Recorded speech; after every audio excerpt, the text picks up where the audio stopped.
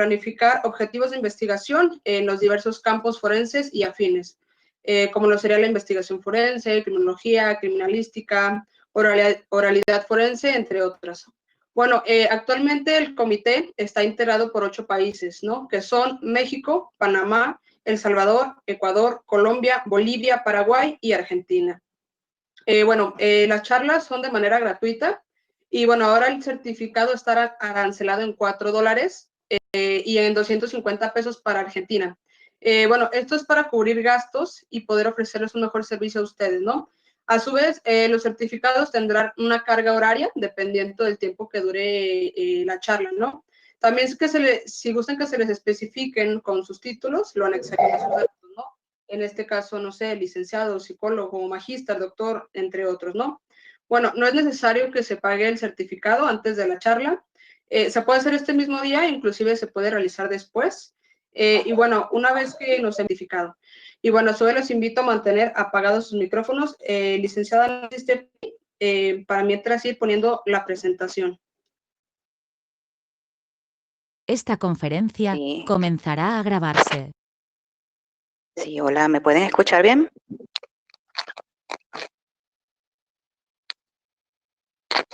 Hola, ¿me escuchan? Sí, se escucha. Ah, perfecto. Un segundito, por favor.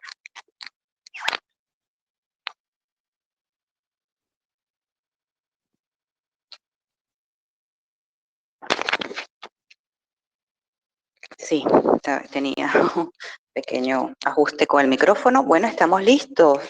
Gracias por la invitación y bueno, acá vamos a aportarles un granito de arena y bueno, bienvenidos a todos los asistentes y espero que les sea de provecho. Gracias Yareli, por la introducción y bueno, gracias también por asistirme con el tema de las diapositivas.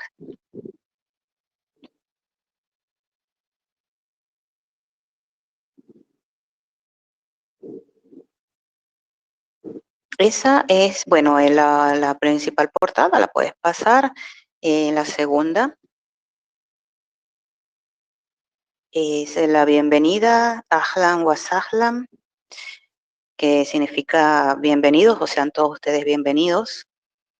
Y aquí comenzamos. Vamos a aprovechar el tiempo, porque a veces, bueno, el tiempo apremia y no quiero que se me quede nada por fuera. Y bueno, cualquier duda o inquietud que vayan teniendo, pues la pueden ir dejando por allí para que cuando culminemos ya las tengamos allí, podamos ir respondiendo la mayor cantidad de preguntas posibles. Sí, la siguiente, por favor. Bien, con lo que vamos a comenzar es con qué se trabaja para obtener un perfil terrorista o yihadista, ¿ok? Y pues por supuesto nosotros tenemos que trabajar fundamentalmente con evidencia, ¿sí? La evidencia física, ¿quién la trabaja? Criminalística, ¿ok? Tanto en los países orientales como en Occidente, en Asia, pues porque la mayoría de estas personas, lamentablemente, pues realizan actos que tienen que ver con la destrucción de instituciones, lugares y de personas, con el tema también de lo que es la inmolación, explosivos y todo esto. Entonces, por supuesto, llega criminalística, trabajamos con personal también de análisis comportamental, que es fundamental. Trabajamos con lo que es, por supuesto, a través del análisis comportamental, vamos a ver lo que es el modus operandi, la motivación, la firma, victimología, vamos a trabajar con perfil geográfico. En algunos países se trabaja con lo que es la lingüística forense o grafología, no en todos, pero sí hay países que trabajan con esto como un complemento, sobre todo aplicado al tema de las entrevistas, más que todo, ¿no? El tema de la grafología como para complementar o verificar quizás algún pico de estrés o de ansiedad que pueda tener la persona que se tiene en custodia. Y también tenemos, bueno, al final es lo que es entrevistas e interrogatorios, cuando ya, por supuesto, tenemos a quién, ¿sí? A quién interrogar o a quién hacerle entrevistas, que pudieran ser personas que no tienen nada que ver, pero que tienen que aportar quizás alguna información de algo que pudieran haber visto o escuchado. La siguiente, por favor.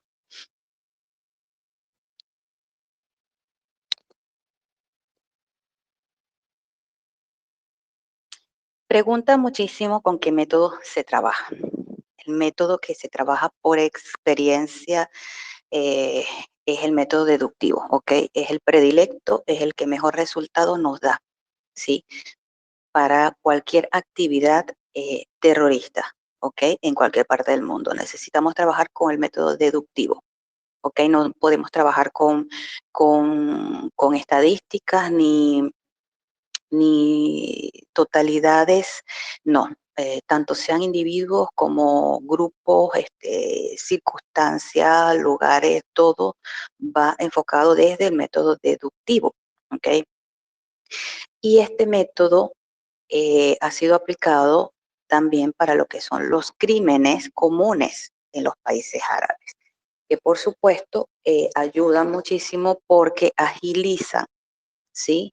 Agilizan lo que es el análisis y por ende pues la captura, ¿sí? Del delincuente o del criminal. Esta figura que ven allí, bueno, la quise poner porque es bastante jocosa, divertida, está en árabe, pero yo les voy a decir de qué trata, ¿no? Porque, ¿qué pasa cuando se trabaja o cuando se ha trabajado? Les hablo en base a la experiencia de muchos años de diferentes fuentes de cuerpos, ¿no? De funcionarios y cuerpos de seguridad en los países árabes cuando pues se trabajaba muy poco el método deductivo, se trabajaba pues con otro método. Sucedía lo que se describe allí. El que está a la izquierda, el señor que pues está a la izquierda, llega a una escena del crimen y ve allí unas manchas de sangre y él no se fija ni siquiera en observar todo y quizás mencionar o acotar algo con respecto a la sangre, sino que él encuentra un sobre es un sobre femenino, o sea, tiene connotaciones que es solo comprado por mujeres y él dice que él le parece, él está pensando, dice que esta persona pues la asesinó una mujer. A la derecha está un chico que está viendo a dos personas, una persona que está en un árbol y otra que está detrás del contenedor de basura. Y él se da cuenta y dice, mira, estoy viendo a aquel y estoy viendo a él. Esto es algo que se tomó como de una forma irónica, pues para hacer ver los diferentes errores, ¿no? Y constantes errores que se cometían a la hora de investigar. Resulta que en la foto inferior a la izquierda, él tiene un sospechoso porque él piensa pues que el vigilante del local donde se había encontrado el fallecido, y él está haciendo una entrevista además online, ni siquiera presencial. Entonces él le está diciendo que a mí me parece que usted es el posible sospechoso. Y el tipo obviamente le está diciendo, no, yo no fui, yo no hice nada, yo no sé nada, obviamente. Entonces además es como que una entrevista muy mal hecha, o sea, como qué es lo que no tiene que hacer en una entrevista, bueno, eso. Y la imagen que está abajo a la derecha, pues él ya sacó sus conclusiones. Él está supuestamente en un laboratorio, él mismo haciendo el análisis de estos análisis que tiene que hacer cada especialista, pero no, él lo hace él mismo y él ahí está como se ve en su mente, él ya se imaginó cómo fue que asesinaron al hombre. Y él ya deduce que fue con un cuchillo, que fue así, o sea, miren la imagen, ¿no? Entonces, esto, nada, se hizo en ese entonces con esa intención de que no podemos hacer o que no se debe hacer, sobre todo pues cuando estamos comenzando, ¿sí? Los chicos que están recién graduándose, uno sale con mucha efusividad, con mucha energía, pero no podemos perder el análisis lógico, racional, ¿sí? Y siempre trabajar, por supuesto, con evidencias y aceptar que pues hay especialistas en cada rama, esperar por ellos, por sus resultados. Si no estamos conformes, pues bueno, vamos a buscar otros especialistas que nos refuercen quizás una teoría que uno pueda tener. La siguiente, por favor. Este método deductivo, repito, para que lo tengan en cuenta, porque más adelante les tengo un caso y se soluciona justamente a través de ese método deductivo que es aplicado al método terrorista, ¿no? ¿Por qué es importante el análisis comportamental? Sí, tanto eh, para un crimen común como para crimen de magnitud terrorista. Bueno, primero trabajamos con lo que es la entrevista, ¿sí? Hacemos una recolección de datos, ¿sí? Y dentro de esa recolección de datos vamos a hablar, a dilucidar lo que es su cultura, su nacionalidad, su idiosincrasia, ¿sí? No solamente porque sea quizás un terrorista. Acuérdese que estamos viendo qué puede aportar el perfil terrorista al perfil criminológico. Bueno, esto se aplica, como les digo, en casos criminales de los países árabes. ¿Por qué? Porque existen diferentes etnias dentro de estos países, ¿sí? ¿Cuáles son las etnias, por ejemplo? Si nosotros estamos, bueno, yo ahora estoy en Argentina, por ejemplo, la gente que vive en el interior del país, en ciertas localidades, tienen una manera de hablar un poco diferente, de hecho, palabras que no se usan en capital, por ejemplo. Entonces, si nosotros tenemos un sospechoso que tiene un comportamiento que no es propio de capital, que habla, tiene una jerga un poco diferente a la de capital, nosotros tenemos pues que tratar de saber o de tener a alguien en nuestro círculo, algún funcionario que sí conozca esto, ¿sí? ¿Para qué? Para que la entrevista sea fluida, ¿sí? Que no perdamos tiempo y que esta persona tampoco aproveche esto como para manipularlos y hacernos perder un poco el tiempo que sabemos que es crucial para obtener información dependiendo, por supuesto, del delito, ¿ok? Tener conocimiento base en lenguaje no verbal. Esto es fundamental, ¿sí? ¿Por qué? Porque, bueno, la conducta y el comportamiento lo amerita. O sea, cada persona se maneja de una forma cuando está solo y de una forma cuando está expuesta al común, ¿sí? A la comunidad, en su trabajo de una manera, cuando está con una pareja de una manera, cuando está molesto, cuando está mintiendo, cuando está alegre. Entonces es fundamental tener un conocimiento base, o sea, no necesariamente un curso básico que sea complicado, no. Existe una base que es muy fácil de enseñar y a su vez pues de aprender. Tenemos también lo que es una segunda entrevista, ¿sí? ¿Qué se usa en la segunda entrevista? Bueno, de esa segunda entrevista nosotros, cuando realmente ya descartamos a algunos sospechosos y tenemos a, a uno que pues posiblemente tenga el perfil, ¿no? De que es el que estamos buscando, vamos a aplicar técnicas de interrogatorio en esa entrevista, en esa segunda entrevista, ¿ok? Recuerde que la entrevista es una cosa y el interrogatorio es otra. Y por supuesto tiene tácticas, técnicas muy diferentes, ¿ok? Eh, y entonces por eso, de hecho, en los países árabes se aplica desde siempre eh, algunas técnicas de interrogatorio a las entrevistas y dan muy buenos resultados, de hecho. Eh, ok, hablando del sospechoso o sospechosos. Bien, en la primera entrevista, ¿qué vamos a obtener? Bueno, vamos a ver el análisis comportamental base, ¿sí? Y en base a eso se va a ir desarrollando y vamos a obtener el lenguaje no verbal de esa persona mucho más amplificado, ¿ok? Vamos a aplicar tácticas según como le comenté, como ya vamos a tener en la primera entrevista eh, su cultura, su nacionalidad, su idiosincrasia, su jerga, su religión eh, y parte de su comportamiento, su postura, su manera de desenvolverse. Entonces nosotros que vamos a basarnos en eso ya teniendo el sospechoso, vamos a usar entonces tácticas como de interrogatorio directamente usando pues lo que ya conocemos de esa persona, ¿ok? Usar la empatía de la condición sexual es fundamental, ¿sí? Hombre, mujer, mujer, mujer transgénero, mujer o transgénero. ¿Qué quiero decir con esto? Por ejemplo, en los países árabes se ve muchísimo que si hay una mujer que cometió un crimen, y es interrogada por un hombre, ella se niega a hablar y se justifica por la religión o por cualquier otra cosa. Entonces, pues se lleva una funcionaria mujer para que haga el interrogatorio. Esto también puede pasar, ¿ok? De hecho pasa en Occidente.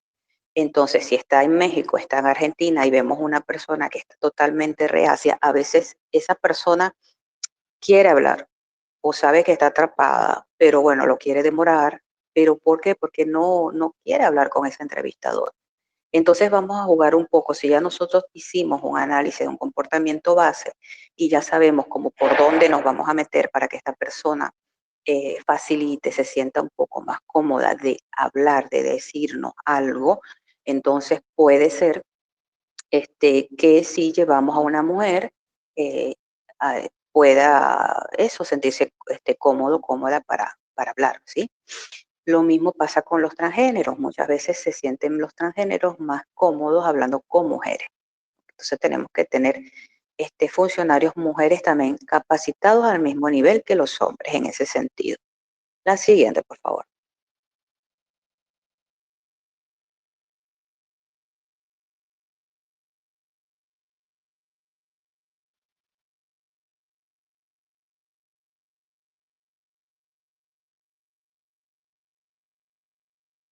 Bien, la importancia de la comunicación no verbal.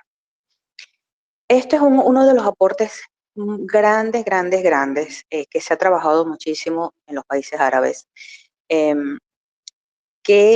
Bueno, hace muchísimos años yo soy de verdad partidaria de pues tratar de enseñar esto, de abogar de que se enseñe esto y se capacite a todos los funcionarios, desde los bomberos hasta los policías, hasta los criminólogos, médicos, abogados, todos los que trabajen con personas y con gran cantidad de personas pueden aprender comunicación no verbal porque no es nada difícil. ¿Por qué? Les repito, esto nos va a facilitar muchísimo, nos va a ahorrar tiempo, sobre todo en los casos donde pues hay secuestro o necesitamos conseguir un cuerpo. Hay otro tipo de evidencia, pero hasta que no se tiene el cuerpo, por supuesto, dependiendo de las leyes de cada país, a veces necesitas el cuerpo para que esta persona pueda ser juzgado de cierta manera y que no sea juzgado por un crimen menor, por ejemplo, y pueda salir antes, ¿no? Entonces, ¿cuál es el aporte de la comunicación no verbal? Mira, apoya de manera científica, ¿okay? Diversas evidencias materiales, físicas y comportamentales, ¿sí? Facilita las entrevistas y los interrogatorios. Conecta con otros sospechosos y nos lleva a ubicar evidencia, entre otras ventajas. Es decir, si nosotros tenemos un sospechoso, pero este sospechoso cometió un crimen, pertenece a una banda de roba autos, por ejemplo, esa banda es de 6 personas.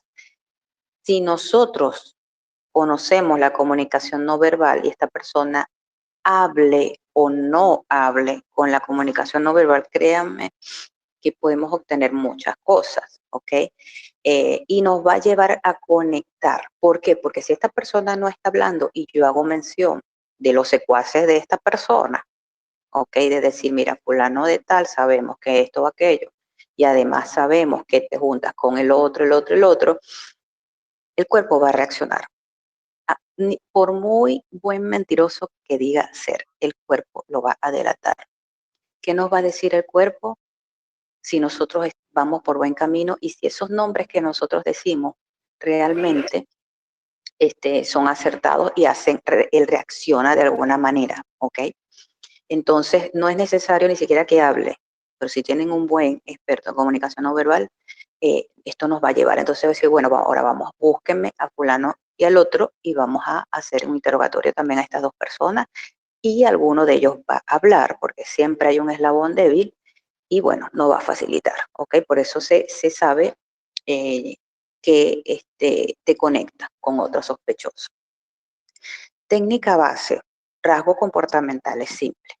Todas las personas tenemos unos rasgos comportamentales básicos y no nos damos cuenta porque forman parte de nosotros desde que crecemos, ¿sí? Nos desarrollamos y pues no nos miramos constantemente al espejo haciendo, o sea, mientras nosotros estamos hablando, mientras usted está viendo esta charla, no se está mirando, no tiene un espejo y no está mirando si de repente se movió, cuántas veces se movió, si se recostó de la silla, si se rascó la cara, si se tocó el cabello, lo hace inconscientemente, ¿sí?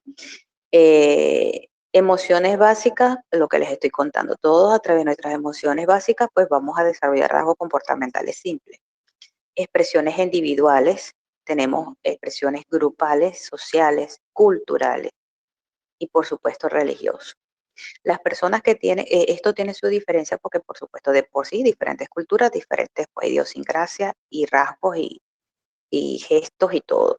El componente religioso también, porque el componente religioso, sea católico, evangélico, protestante, lo que sea, la persona que practica una religión va a tratar de suprimir muchas cosas porque quiere ser perfecto, porque quiere ser muy bueno, no quiere pecar. Entonces, si usted se consigue un delincuente que tiene, que tuvo en su infancia o en su adolescencia ciertos valores, que tiene quizás eh, una emoción muy bonita por una abuela, por ejemplo, pero bueno, él delinque porque es lo más fácil, no le gusta trabajar y lo que le gusta es ganarse la vida así. Este, y estas personas de repente tienen han pasado por alguna iglesia, conocen la palabra de Dios y esto nos va a ayudar a nosotros, pues también podemos entrar por allí, ¿ok? Y bueno, técnicas para entrevistas e interrogatorios, esto también hay que enseñarlo, esto sí para funcionarios ya de cuerpos de seguridad. Es necesario porque las entrevistas tienen unas particularidades, hay determinadas entrevistas. Nosotros no trabajamos con entrevistas, em, ¿cómo le diría? Establecidas como fijas, como estáticas. Em, Independientemente si son casos terroristas o de criminalidad común. Las entrevistas las hacemos dependiendo de la persona, ¿ok? Vemos a la persona o al grupo de personas, se hace cada uno su entrevista, siempre comenzamos con la entrevista base, como le dijimos, para ver, tratar de dilucidar cómo se comporta, quién puede ser, qué debilidad puede tener.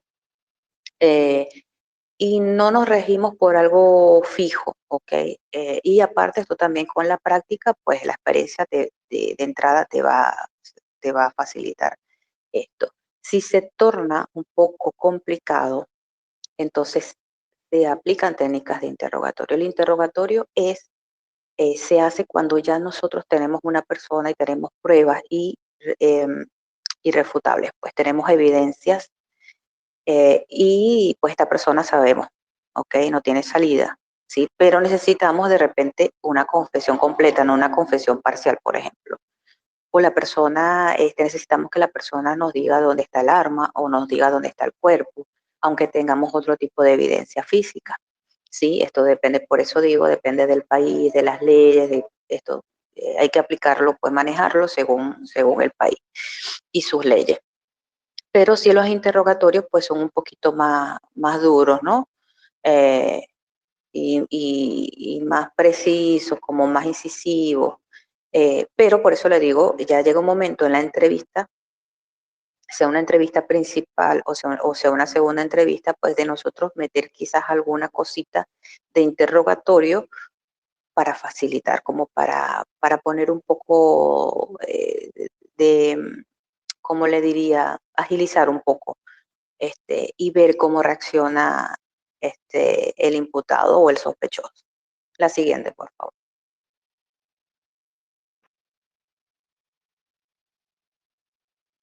Bien, las técnicas para víctima y victimario, ¿sí? ¿Con qué trabajamos nosotros? Nosotros trabajamos con la revisión de línea generacional próxima, ¿ok? Antecedentes penales familiares, antecedentes civiles familiares. Estos antecedentes aportan al perfil geográfico. ¿Okay? A ese especialista que está con el perfil geográfico, nosotros le vamos a pasar estos datos. Es decir, las zonas del hecho, la línea temporal, la posible zona de acción. Que esto ya se encarga el especialista en esta área. ¿Qué quiere decir la línea generacional próxima? Es decir, hay un crimen. ¿Y qué hace uno? Hace las primeras entrevistas, ¿sí? A los que estuvieron allí, qué vio usted, Se citan algunas personas, familiares, cuando se les informa, tanto a la víctima, en este caso, pues se le busca, por supuesto, los familiares, se tiene que hacer una entrevista a varios familiares. Esto es la línea generacional próxima, la inmediata. Pero ¿qué hacemos nosotros? Nosotros no nos limitamos a eso. ¿Ok? Si tenemos un posible sospechoso, vamos a hacer entrevistas también a la familia de ese posible sospechoso. ¿Ok? Pero ¿qué pasa? Que nosotros, no, además de eso, revisamos antecedentes penales de todos los familiares. No es solamente mamá y papá hermanos, revisamos cuántos primos tiene, cuántos tíos tiene, aunque no vivan en la misma ciudad. Nosotros revisamos los antecedentes penales y también revisamos los antecedentes civiles, comenzando por los familiares. ¿Por qué? Los antecedentes civiles son aquellos, por ejemplo, si una persona peleó con el vecino porque el vecino tiene 3 días con el volumen alto. Bueno, dependiendo del país también, pero bueno, en muchos países aplica esto. Y a esta persona se le hace una multa, se le hace una querella, ¿ok? Luego, cuando tú revisas de repente una persona, un vecino se agarró a golpes con el otro vecino, entonces usted vive aquí, bien, perfecto, vamos a revisar. Entonces, cuando tú revisas todos estos antecedentes civiles, resulta que por allí aparece alguien que esos antecedentes, ¿y por qué son importantes? Porque las personas que tienen antecedentes que no son delitos menores, son querellas simples, cotidianas, pero quedan registrados, ¿ok? Y esto no necesariamente es una persona tiene que tener antecedentes penales para que pueda ser un sospechoso. Por eso lo vamos a ver en el caso más adelante. Entonces nosotros en los países árabes se trabaja mucho en este aspecto. No se puede limitar a... de hecho, hay países latinoamericanos donde no revisan los antecedentes penales de las personas a quienes entrevistan. Obviamente hay que ver si hay alguna ley según su país que prohíba esto, es importante. Pero esto, mientras no hay una ley que lo prohíba y forme parte de una investigación, pues de verdad que es un aporte maravilloso. Van a descubrir de forma mucho más rápida conexiones que pueden llevar a dar con el asesino. Sobre todo en los casos de feminicidio da muy buenos resultados, de violación da muy buenos resultados. Robos, da muy bueno, depende del robo, a veces robo de auto, bandas que roban casas, da muy buenos resultados porque son personas que hasta viven más o menos en las mismas zonas, ¿ok? Tienen a alguien anclado que vive allí, que pasa información a los otros amigos delincuentes que viven un poco más lejos, ¿no? Entonces, no, es un menor de edad, por ejemplo, que es el que pasa la información, no tiene antecedentes penales, pero tiene antecedentes que no son delitos menores, como le digo, pero sí tiene por allí anotado civilmente alguna querella, alguna pequeña disputa, no sé, algún día se fue de su casa y pusieron una denuncia por desaparecido, pero estaba de fiesta y regresó y quedó allí. Eso queda registrado. Eso me habla a mí de cierto comportamiento y yo eso lo puedo tomar. Esto funciona muchísimo cuando no tenemos evidencia suficiente, cuando el caso se está estancando. Entonces, si en los países occidentales se comienza a aplicar este tipo de, de investigación, créanme que va a ser fabuloso porque esto se aplica ya y como les digo, pues hace muchos años y se han logrado resolver muchísimos casos. La siguiente, por favor.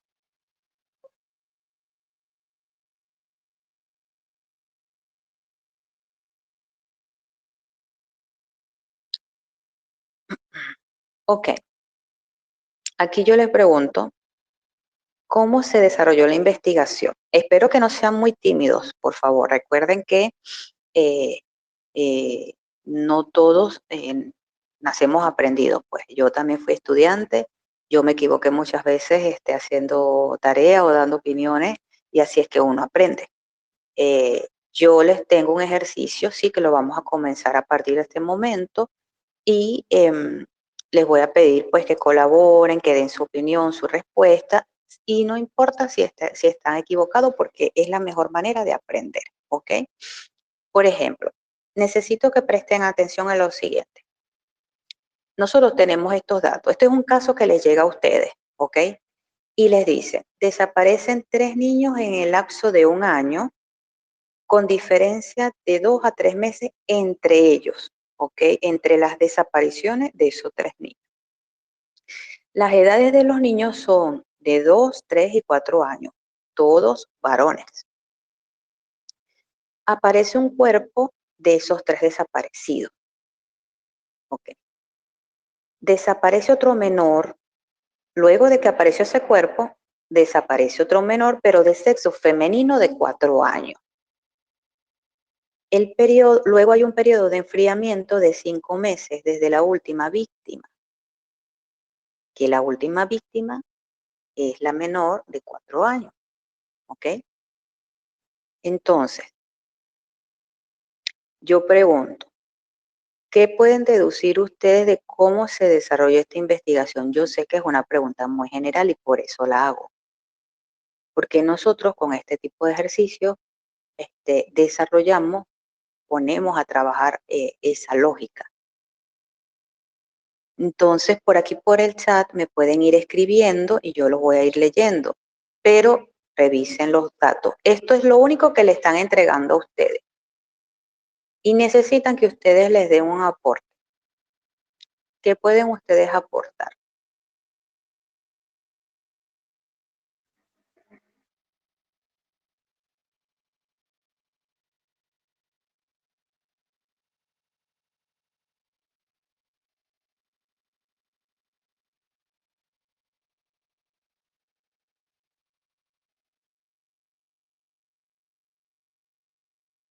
Ahora al final en la sección de preguntas les activo mi cámara para que pues, nos podamos ver y me puedan conocer un poquito.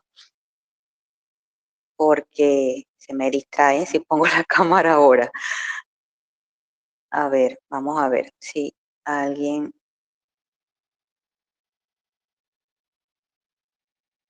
Este parece, a ver, Cristina, este parece ya voy a ver. Carlos, un ambiente social y familiar, se repite 4 años, el área geográfica de las desapariciones. A ver. Einer me dice, puede ser que se trata de otro delincuente o si es el mismo, está cambiando de perfil de víctima niño a niña. Alice dice tráfico de menores. Ok. A ver, por acá.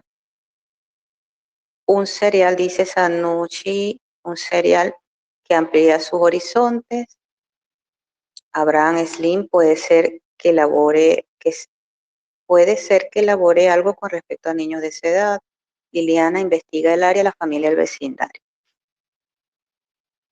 Carmen, creo que puede ser no el mismo delincuente, cambia el modo utilizado cometer el delito. Liliana dice que pueden ser 2 asesinos. Silvana dice que quizá no se trate del mismo delincuente, habría que ver otras características coincididas además de la edad. Y por acá había otro, que se me suben y no logro leer los primeros, pero bueno.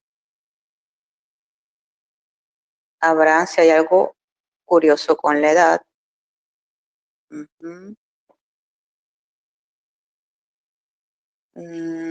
No hay asesino serial porque solo hay un asesinato. Habría que evaluar el modus operandi, dice Marta, área geográfica podría ser el mismo delincuente por las edades de los infantes. Puede ser que sea, a ver, el mismo asesino con tendencia menor. Puede ser que sea el mismo asesino, pero salió mal, tuvo que asesinar a una niña en vez de un niño. Alejandro dice área geográfica, modus operandi.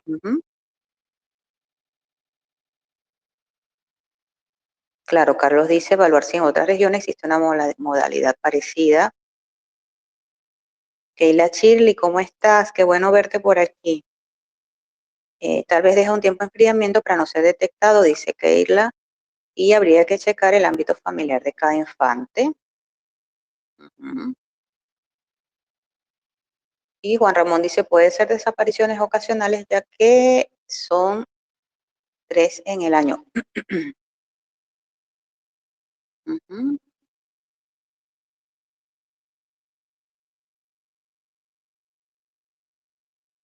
Muy bien, esta respuesta está muy bien. Bueno, vamos a ver. Ok. Tenemos entonces la desaparición de estos 3 varoncitos. Ok. De esos 3 es más 4, sumando a la niña. Pero solo aparece un cuerpo. Pero hay algo que llama la atención. Y por eso digo que a mí me pasaba mucho. Yo me siento identificada cuando yo los leo, ¿no? Porque si yo les muestro esto, le digo, de entrada les digo que pueden dilucidar de esto. Me comienzan a dar varias teorías. ¿Sí? Me pasa la siguiente, por favor. Que es la de hipótesis. ¿Ok? Que son las hipótesis que se manejaron en su momento en el crimen. Que por cierto es reciente, ¿no? No fue hace más de 4 años, hace como 3 años me parece, algo así. Y la hipótesis de la zona y de algunos cuerpos que estaban investigando era que pudiera ser AMPA común, organización criminal de venta de órganos, organización criminal de trata de personas, en este caso específico de niños, asesino serial o los terroristas, porque los terroristas se llevaban, recordemos en esta época, se llevaban también a los niños para reclutarlos y hacerlos formar parte de sus células. También estaban con el tema de la el secuestro de niños para extraerle los órganos y venderlos, por supuesto, ilegalmente. Estas eran las teorías. Y algunas de estas, fíjense, coinciden con unas que me dejaron en el chat. Pero nunca podemos precipitarnos. Es decir, yo les llevo esto y les digo, tengo este caso, esto es lo único que yo tengo. Siempre debemos pedir más. Es lo único que tienes, no hay evidencia física de ningún tipo. No hay más nada. Si la hay. No podemos lanzarnos de una a las hipótesis. Las vamos a tener, sí las vamos a tener, porque es normal. Nuestra cabeza va a comenzar a imaginar ya de una como que puede ser, pero nosotros tenemos que trabajar siempre con evidencia, ¿sí? Porque si nosotros nos lanzamos a las diferentes hipótesis que nos va a llegar, esto nos puede llevar, primero que nos va a distraer, y entonces cuando nos llegue la evidencia, vamos a tener que dar unos pasitos para atrás. Si yo les comenté que apareció un cuerpo, pero nadie escribió con respecto al cuerpo. Esa es una evidencia, ¿ok? Entonces nosotros tenemos esa evidencia del cuerpo. ¿Qué cuerpo apareció? ¿El del varón o el de la niña? ¿En qué condiciones apareció el cuerpo? ¿Cuál es eso es lo que me tendrían que preguntar primero, ¿qué resultados dio el análisis? O sea, hay que ver en qué condiciones estaba el cuerpo. Si hubo evidencia quizás depende del estado de descomposición, si no estaba descompuesto, si tuvo signos de violación, de golpe, maltrato, algo que denotara de que murió. Esto, cuando yo le menciono el cuerpo, nadie se percató, ¿no? Entonces, esto es importante. Nosotros vamos primero a pedir esa información. Hay un cuerpo, necesito la información del único cuerpo que apareció. Ok, del resto no hubo más evidencia. El cuerpo que apareció, ciertamente, no apareció en muy malas condiciones, es decir, no totalmente descompuesto, pero no tenía signos ni de violación ni de maltrato físico, es decir, de golpe o algo así. Entonces, la muerte se deduce que era por asfixia, ¿ok? Y el cuerpo apareció en una zanja, ¿sí? Ahora, ¿cuál de esos 4 cuerpos fue? Fue el segundo cuerpo, fue el segundo desaparecido. Entonces, si ustedes me preguntan, yo les doy esta información y ya ustedes van a tener mucha más base como para quizás afianzarse en su teoría o descartar varias teorías que ustedes tengan. La siguiente, por favor. Vamos a ver por acá. Sí, exacto, Gabriel Ross, sí, exacto. Sí, él dice que por eso, él preguntaba que me refería, sí, no leí esa, exacto, porque él dice, en mi mente de criminalista no podría aventurar ningún tema exacto. Y Sanucci, Sergio, las hipótesis son precisamente diversos caminos investigativos. El cuerpo aparece luego de las desapariciones, exacto. Y Oliver Villalobos nos comenta, como dicen los criminalistas, que los cadáveres y evidencias hablan, por supuesto. Imagínense. Muy bien, aquí tenemos un caso, ¿ok? De un crimen, esto no es terrorismo, pero que con las técnicas aplicadas, de algunas que les mencioné al principio, que se trabajan para dar con terroristas o con estos criminales, pues se aplican al crimen común. Y esta es una asesina serial, ¿ok? Esta mujer, esta es la foto real de la mujer y estos son los niños. La foto a la derecha que sale la mujer, estos son los niños, los cuerpos que se encontraron, ¿ok? Y a la izquierda hay otros niños, sacando a la niña que está repetida en esta foto, hay estos tres varoncitos que están abajo. Se deduce, o sea, se le piensa que ella también los pudo, que es la asesina, ¿no?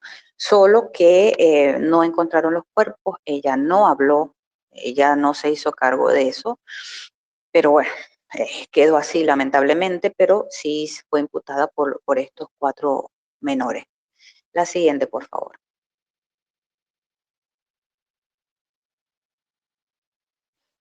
Hanan Hashem Mohamed, esta es la mujer, 32 años, ama de casa, estaba casada y su residencia en una aldea de Dar es Salaam.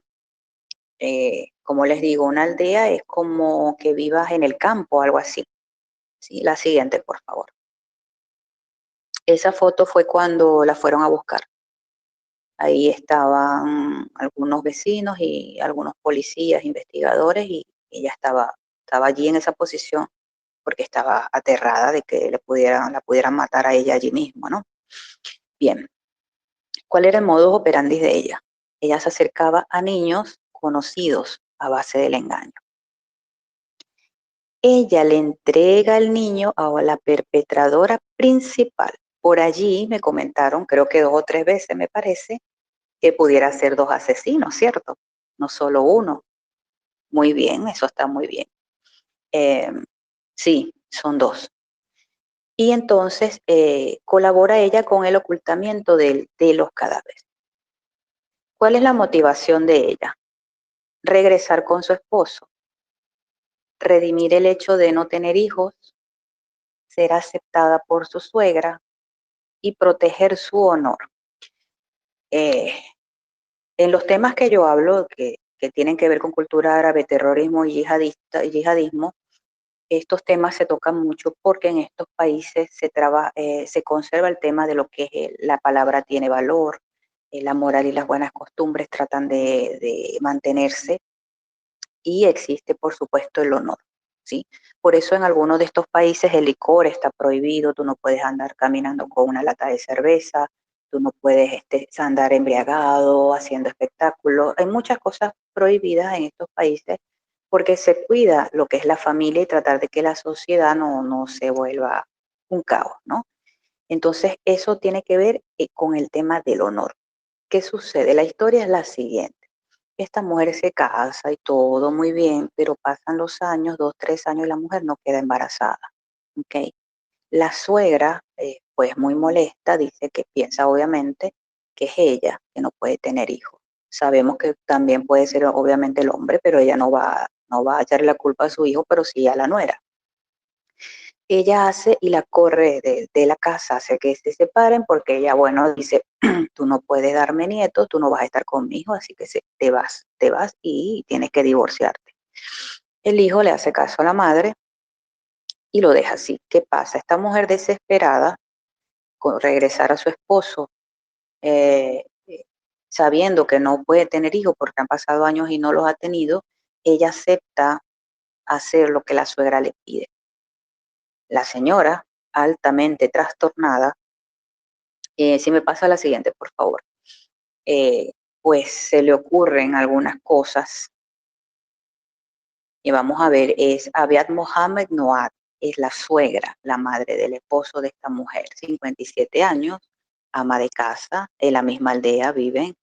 La motivación de ella, ¿cuál era? Venganza hacia los que tienen hijos, ¿sí? Odio a los niños, frustración por no tener nietos.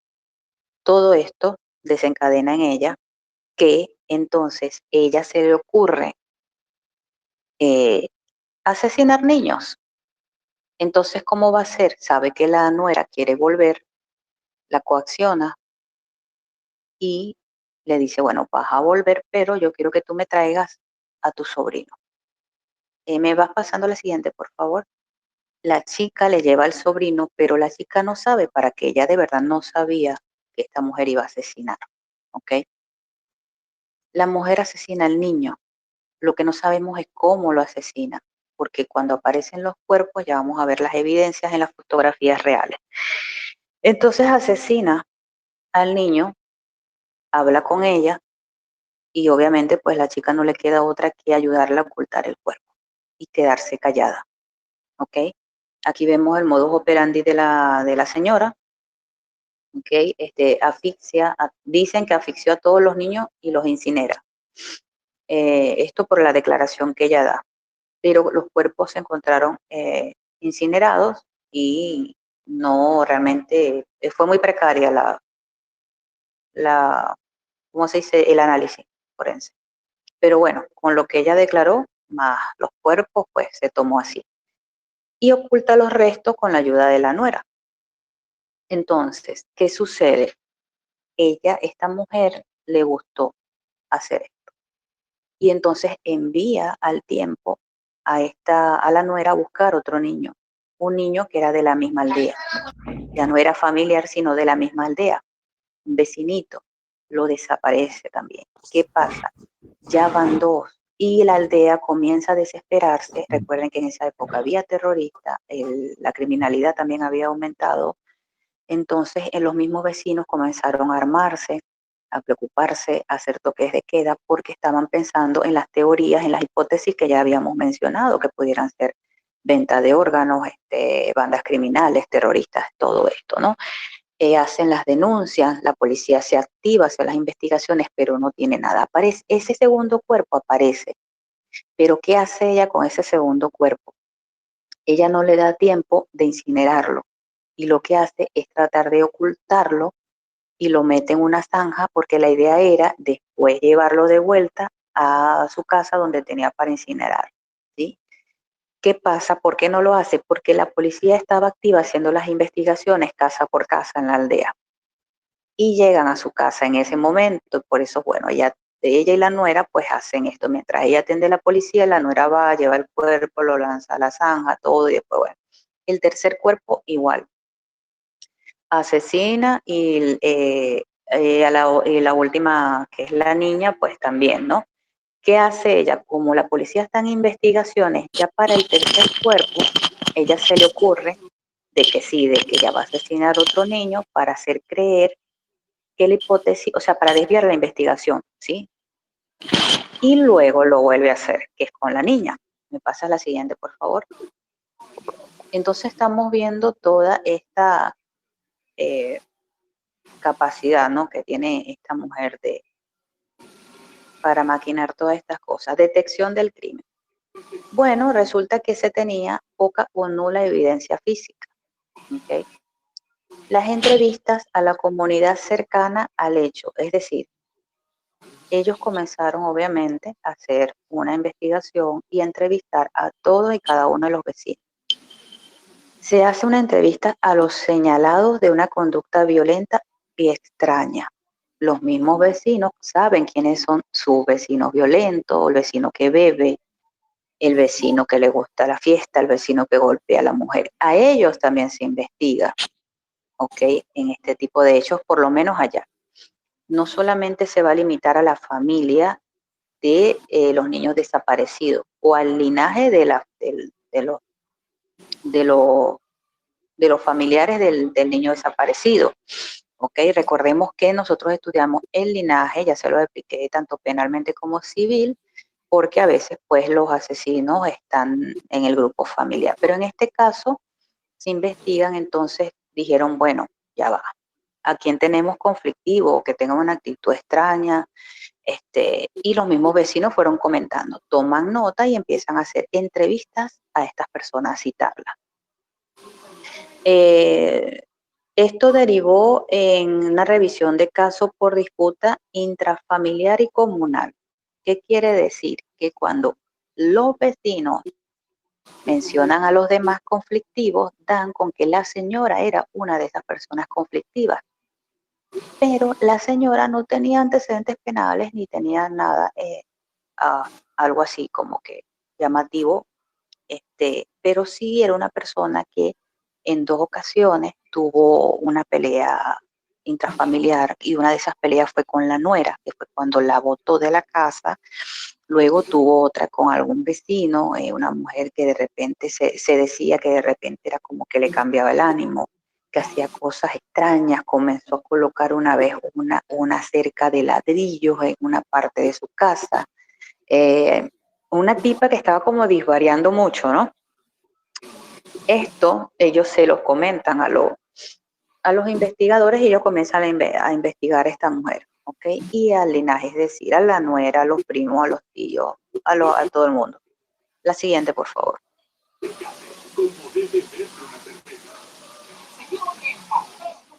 Y es aquí donde ellos vuelven a la casa y descubren la evidencia y la agarran con las manos en el acto. El cuerpo de la última niña estaba siendo incinerado en ese momento. En estos países se acostumbra a tener hornos caseros que son bastante grandes, y ahí uno hace más que todo pan y muchas cosas así, horneas tus propios panes y muchas cosas en casa. Entonces esta mujer incineraba los cuerpos en su horno de su casa, ¿ok? Por eso no conseguían los cuerpos en ningún lado. Cuando ellos llegan hay humo, pero el humo no era de pan, no había ni siquiera olor a pan, algo. Le preguntan de qué está incinerando y ella dice que está haciendo pan. Obviamente no le creen y entran. Y cuando entran, pues que apagan todo, se dan cuenta que es un cuerpo. Y bueno, ahí están las evidencias, las dos de arriba es cuando están mirando por encima todo, removiendo. Aquí ya en las de abajo están con las palas sacando y excavando porque en ese momento tenía el cuerpo de la chiquita allí, pero los otros cuerpos estaban enterrados allí mismo. Como pueden ver, pues es muy rural, ¿no? Y tiene mucha arena y todo. Y estaban allí enterrados y de ahí fue que, pues lamentablemente, aunque por fortuna de los padres, por lo menos tienen el cuerpo de sus niños, ¿no? La siguiente, por favor.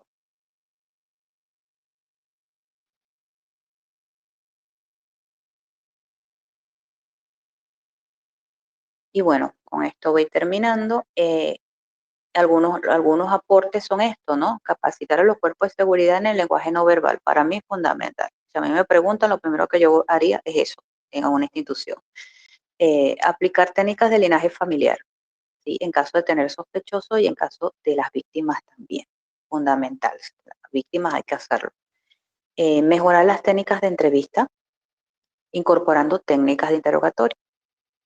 Y bueno, esto sería tema para otra clase, que está de verdad muy bueno y les puede servir. Evitar conductas prejuiciosas, racistas, xenofóbicas, que puedan interferir y dañar la investigación. Por tanto, capacitar a los cuerpos de seguridad en forma básica, como mínimo, sobre lo que es la idiosincrasia de su propio país, ¿sí? Si llegan a tener algún sospechoso de otra nacionalidad, pues recurrir, siempre haya algún funcionario, algún colega, pues que tenga una nacionalidad a la que ustedes puedan, pues, pedirle asistencia. ¿sí? Esto en caso por lo menos de la etnia, pueblos indígenas, también extranjeros. Entonces, de esta forma, como pudimos observar, siguiendo linajes, ¿sí?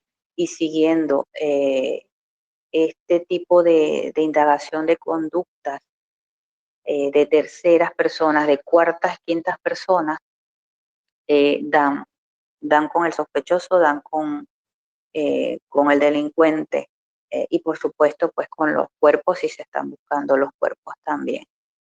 Si ningún vecino hubiese hablado de ella, hubiese dicho nada de esta mujer, si lo hubiese tomado normal, dice, no, mira, pero ellos insistieron y ya no les quedaba otra que decir, vamos a investigar entonces qué personas problemáticas, qué personas malhumoradas, qué personas eh, tienen una conducta antipática tan siquiera con los demás. Eso parece una tontería, pero eso te puede llevar, cuando tú haces las entrevistas, como en este caso, te puede llevar pues a finalizar, ¿no? A conseguir la evidencia, a conseguir pues lo que estamos buscando.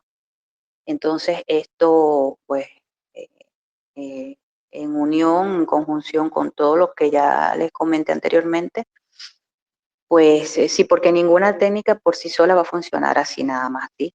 Por si acaso, tenemos que apoyarnos unas con otras, ¿ok? Estas personas cuando van a la casa de esta mujer, obviamente tenían cierto conocimiento de su lenguaje verbal y corporal y notaron de que esta mujer estaba mintiendo, ¿no? Y se dan cuenta que lo que ella decía no coincidía con lo que estaba sucediendo en ese momento, ¿sí? Y entonces, pues bueno, ya se llegó a esa conclusión, se descubrió y se consiguió con las manos en la masa. La siguiente, por favor, creo que es, no sé si son mis datos, para que cualquier inquietud, duda, me pueden conseguir en ese Instagram y en mi WhatsApp, ¿ok? En cualquier momento, cualquier hora, ustedes me escriben, si tienen alguna consulta, luego de repente que ven el material de nuevo, les queda alguna duda, me pueden sin problema escribirme porque para eso estamos, para ayudarles con sus inquietudes. Voy a revisar, ¿cuántos minutitos tenemos? Todavía tiene tiempo, no se preocupe. Ah, perfecto. Aquí voy a revisar entonces algunas preguntas. Me dice Gabriel Proxilo, eso mismo iba a preguntar, supongo que las habrán matado a la, no sé, dice a la asesina, ¿no? No, no, no, a ellos, allá existe pena de muerte. En la mayoría de los países árabes existe la pena de muerte y es lo que se les dio. De hecho, todavía no la han asesinado. Está en prisión esta mujer, pero esa mujer no sale más nunca. O sea, en todo caso le darían perpetua.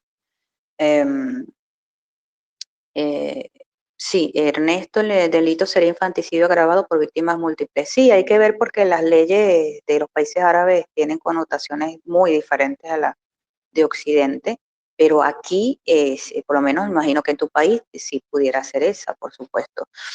Exacto, Gabriel, trabajan presionando el entorno, correcto, correcto. Dice entonces que todo sospechoso hasta que se...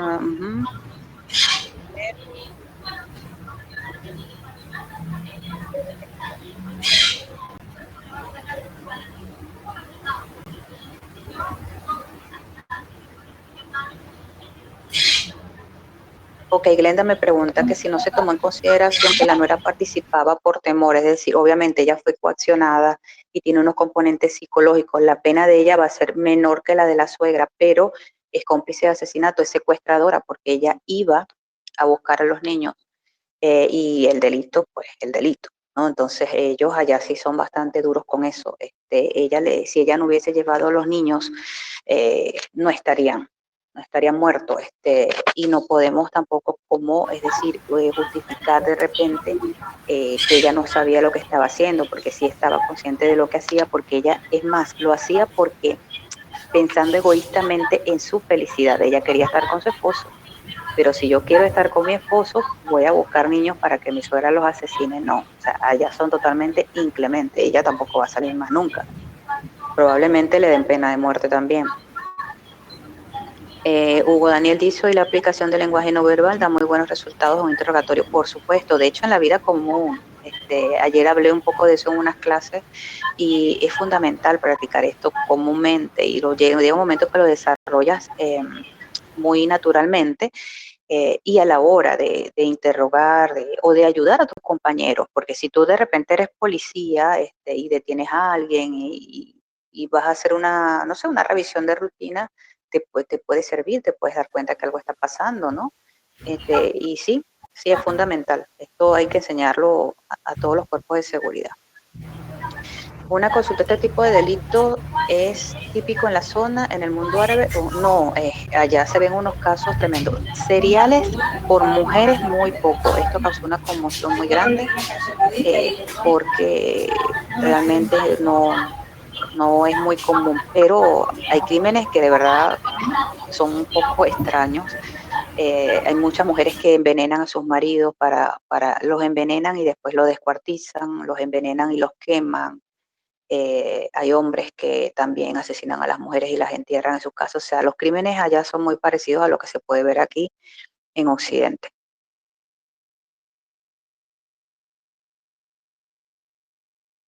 El polígrafo, mira, sí hay algunos países que los usan, pero no es de complemento. El polígrafo no es determinante. Es como para tener una prueba más, o como para juntar así como que todas las pruebas habidas y por haber evidencia, ¿no? Entonces, algunos lo hacen, pero no es tan necesario o tan requerido.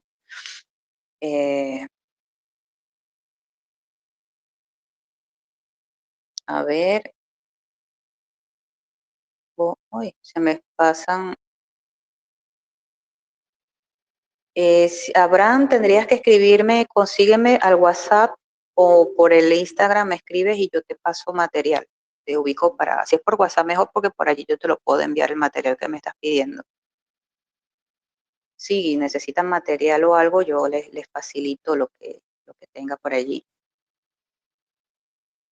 A ver, según la cultura, las mujeres no tienen derecho, o es lo mismo si un hombre asesina a niños. No, eso es mentira, eso es un mito, un mito. Allá todas las mujeres tienen todos sus derechos perfectamente, estudian, trabajan, son profesionales, la que quiere ser ama de casa es ama de casa, pero si cometes un crimen, tienes las mismas leyes van a ser aplicadas si eres mujer o eres hombre. Ahí sí, olvídate, o sea, la ley, independientemente del género.